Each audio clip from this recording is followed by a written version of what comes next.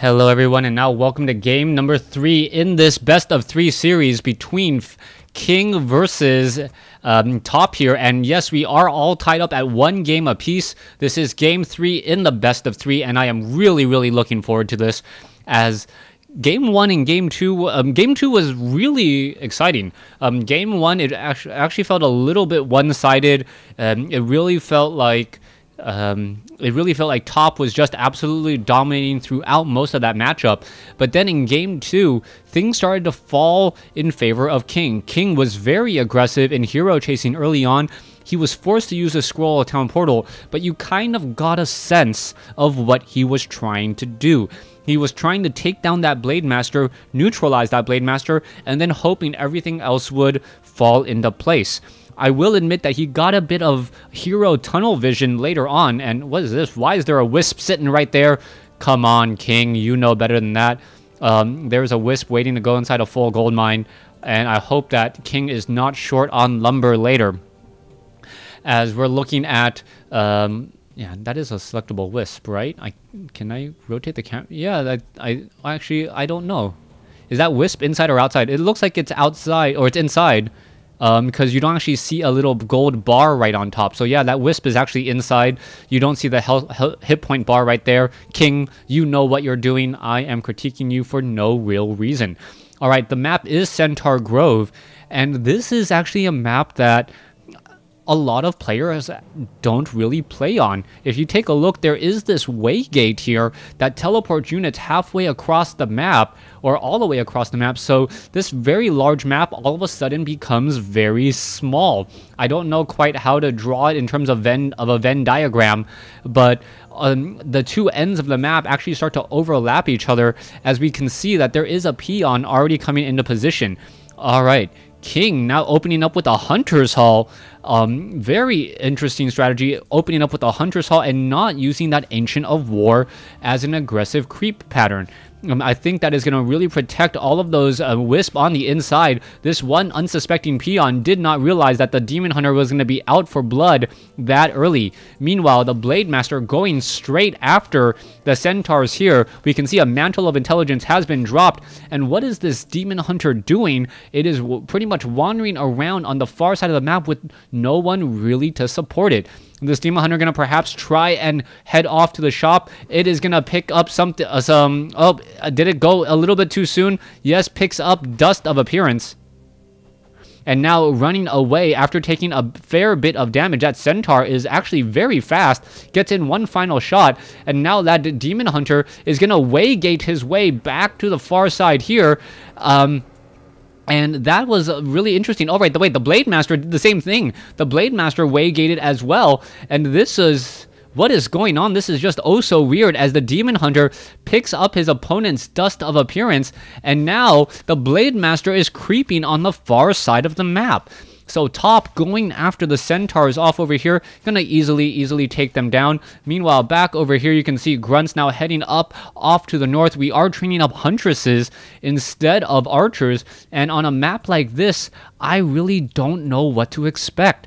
I have not cast enough games on Centaur Grove. I believe even Bunny or Kim, when she had cast this game at the last time they showcased WarCraft 3 at BlizzCon, she didn't know all the items on the map. Bunny or Kim, perhaps one of the more well-known WarCraft 3 casters, who ended up getting picked up by Blizzard. I think Kim's currently, according to my Facebook, she's currently in Korea, but no, I'm not Facebook stalking. I just happened to see her with Clutch. Anyways, let's go ahead and focus on the game over here. Demon Hunter now going after the Forest Troll Berserkers, the Troll Shadow Priest, and Forest Trolls here. Both sides stealing experience from the other player. You can see that Demon Hunter is really doing a great job here of just staying alive, tanking that damage, especially since all the damage is piercing. And the Demon Hunter, by focusing down these Forest Trolls, are going to come off pretty well here. Taking down another unit here. You can see that the Demon Hunter, does get a shot off onto the Blade Master, and the Blade Master, without Dust of Appearance, unable to take down that Huntress. Huntresses also have a lot more hit points than, say, Archers, and because of that additional hit points, it is much more difficult for that Blade Master to really commit and take it down, especially as the Huntresses are much faster units as well. Coming back around, you can see that the Demon Hunter and the Huntresses are running back off to the north. The Blade Master is Windwalk. The Huntress is right over here. Are we going to see the Naga Sea Witch or the Beastmaster? That's what I'm wondering now, as there is a Blade Master right there, and the Demon Hunter. Oh, there's the kill, and the Blade Master does get the experience. The Demon Hunter out of a little bit SOL right there. He does have a charge of Dust of Appearance. There it goes. And now, are we going to see the shot off gold? Slippers of Agility picked up by the Demon Hunter. However, the experience given to the other side as Top now runs away. He is almost at level 3. Meanwhile, the Demon Hunter is still sitting at level 1. All right, very curious. Oh, the Grunts are now on the far side of the map, creeping out. Another creep camp. That Blade Master should be at level 3 as the Blade Master teleports back to the far side of the map. And really, using the use of the way gates has become a very integral part of the strategies from both sides. Being able to quote-unquote creep out your opponent's creep camps, and using that teleport to get to the far side, it's really going to start denying experience later on. Blade Master is right there, comes in, does get a Windwalk strike onto the Demon Hunter or onto the other units. The Blade Master still stealing experience. The Demon Hunter and the Beast Master a little bit lower on experience than they should be, but I believe the Blade Master only got one kill at the most. Bestiary is already being set up. There is that Spirit Lodge. We are going to be going into Raiders and Spirit Walkers in just a moment. But this is really where King started to get a bigger foothold in the previous game. If King is able to freely creep, it gave King a huge advantage. But we don't see the dual, or do we see the Ancient of Winds? Yes, we do see one Ancient of Wind. There is an Ancient of Wonders. There's another Ancient of Wind. So we do have dual Ancient of Winds as we're teching the Tree of Eternity. Mastery train or Adept training just now getting started. So it will be a little bit of a delay for a Mastery training here as the Huntresses and the Demon Hunter are all nearby. There is Dust of Appearance. Oh, the Gauntlets of Ogre Strength. That would have been so funny if Top had just picked that up. Shoplifting when you drop something, kind of funny, especially sitting next to the moonwalls right there. You can see these moonwalls are rather full. And with the Hunter's Hall, I am surprised we are not getting the upgraded Moonwell, so that the Moon Juice is does get replenished much faster. You can see 42, 240 there. There's a Dust of Appearance, day late and $1 short, as the Shadow Hunter is now joining in. Okay, Top opting to go for a Shadow Hunter instead of the Tauren Chieftain. That does come as a surprise to me, as that means that the Ancients of Winds producing those Druids of the Talon may be that much more problematic. All right. Let's go ahead and go after all of these Centaurs now. The Centaurs getting taken down. The Beastmaster sitting at level 2. Is he going to drop a Hawk? Yes, he's going to float a Hawk, so to speak. And that Hawk will reveal that Blade Master. Meanwhile, we are looking at the Blade Master and Shadow Hunter still doing a bit of creeping. That Shadow Hunter sitting at 2. Going to pick up that Tome of Intelligence. A little bit smarter. Can cast more spells. But that Shadow Hunter really needs to get to level 3 for level 2 Healing Wave. Once that Blade Master has level 2 Healing Wave, that's going to be very strong. And I believe this is actually a kind of a repeat of a matchup between Moon and Grubby back from BlizzCon was it 2009? Yes, I believe it was BlizzCon 2009. Moon had originally gone for Huntresses, which forced a Shadow Hunter out from Grubby, and then all of a sudden it was a tech change into Druids of the Talon, and without the Tauren Chieftain for that shockwave, it was just very difficult for him to take it down. Alright, here you go, the Ancient of War taking a lot of damage here. It is just going to walk away and get taken out. There it goes. The Blade Master and the Shadow Hunter now slightly higher in level. You can see that there is a Fountain of Health right there. The Red Drake. Oh, there we go. There's the engagement now. And so far, this creepjacking, the Blade Master is not close enough to this Fountain of Health to actually regenerate any hit points. A Potion of Greater Healing was left behind. No, picked up by the Blade Master. There it goes. There's the Cyclone. And now all of the units are now going after the Night Elf units. This is actually really bad here. A Healing Wave now coming across. Grunts now coming down. Both sides fighting as the Drakes are now going after the Druids of the Talon. No, I don't know what it's going after any longer. Yes, going after the Druids of the Talon, as those are the only real units that can actually attack it down. Huntress has been taken down. Shadowhunter now sitting at level 3. Lightning Shield onto a Druid of the Talon, as the Druid of the Talon now cycloning another unit up in the air, trying to take down a Spirit Walker. There it goes.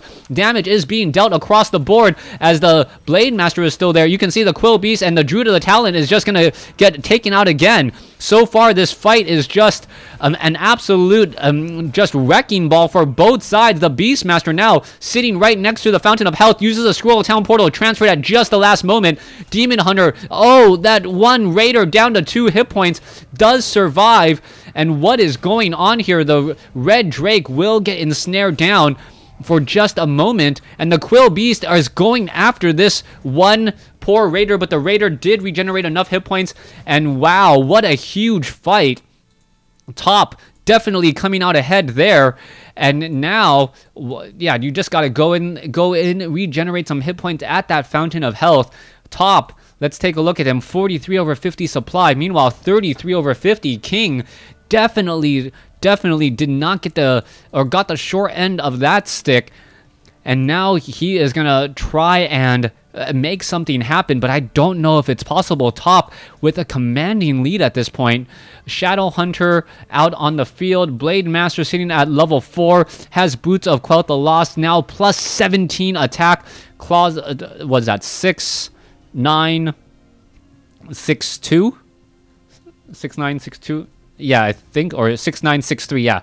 The Claws of Attack plus 6. I guess I can move this, but yeah, what's that for? Anyways, all right, we are now going into the Goblin Tinker. There is that Goblin Tinker now. We are transitioning into that Druid of the Talon. That fight was absolutely huge. The Hawk is actually too far ahead of the army here. Now going to head over to the Goblin Merchant Shop. Sold some items. Going to buy some Scrolls of Healing, perhaps. Only one. The Tinker doesn't get one, neither does the Beastmaster. And now we are looking at another engagement. The Shadowhunter sitting at level 4 now. Level 2 Hex, level 2 Healing Wave. That means that Shadowhunter is going to keep this army alive, as we're now looking at a very strong push by King, except all of these units are attacking uphill. This is bad. You can see how often the units are missing. There is a mercenary right there, and here we are going to go into an engagement. There is a mana burn already, and there is the attacks now already coming in. There's a disenchant. All right, Scroll of Healing, Beastmaster going to get taken down pretty quickly. No, there's another Scroll of Healing, I thought, but the Beastmaster finally gets taken down, and I believe, yes, Top is just absolutely dominating this fight. The Spirit Walkers, however, are falling rather quickly. Even if they try to go into ethereal form, they're just dying even faster at the hands of all of those Druids of the Talon, as the Goblin Tinker is now just trying to run back around. All right, all those Raiders are now just chasing after the units here. The Tinker running in the opposite direction. And he's just going to fall here very easily. Down he goes, but it lets the rest of the very low hit point units escape and get away. As you can see, a Troll Bat Rider now trying to make its way in. Oh, the Troll Bat Rider going up against a Quill Beast. And who's going to come out ahead? Wow, the Quill Beast actually gets in the kill there and the win. Armor types mattering very much there, as we now see Raiders getting an ensnared, or a couple ensnares down onto the Druid of the Talon. There goes another Druid of the Talon, as we now see more units trying to back off again. All right, this Quill Beast, I believe, was taken down. The Shadowhunter is revealed. Shadowhunter, Blade Master looking to be very strong of a duo off over here. The Druids of the Talon just not strong enough and getting focused down much too quickly by everything else. All right, let's take a look. Those Raiders dealing bonus damage because they are siege, in fact. All right, the Demon Hunter now wants to get higher up in level. If it can get to level 4 by taking down this creep camp, that would be very beneficial for it, but I don't believe it will be enough. He needs to resurrect 2 heroes, one Goblin Tinker, and then the Beastmaster. It's going to take quite a bit of time to do that. You can see now just taking down the Troll. Oh, the Beastmaster was already out on the field. Goblin Tinker should be coming out momentarily. The Sorcerer will get taken down here, and perhaps King just needed a little bit longer to try and creep. All right, the Sorcerer will get taken down. Claws of Attack plus 6 again. plus 17 attack on that Demon Hunter. Add in the Orb of Venom and the fact that that can attack air, that is looking very strong. Meanwhile, Vampiric Aura onto the Shadow Hunter. So the Shadow Hunter is now giving that Blade Master Vampiric Aura and those Raiders Vampiric Aura. Raider. All right, let's see. Everything now backing off. So far, Druids of the Talon now making their way back off to the north. You can see Hawk and Fairy Dragon making their way off back over here. Red Drake is right there. Blade Master now coming in, getting in some easy shots around. And fighting at a fountain of health for an orc army is just an absolute blessing. You can see that even though this raider is taking a tremendous amount of damage from the... Oh, come on. There you go. There's the healing wave. Taking a tremendous amount of damage from the Centaur Impaler with those searing arrows. It did not get taken out. Blade Master needs to pick up an item. Who can pick up the item? Blade Master picks up the item, I believe. And... I got to admit, that is a scary Blade Master. Vampiric Aura, Potion of Invulnerability, plus 17 damage, and a Scroll of Healing with a level 4, almost level 5 Shadow Hunter to boot.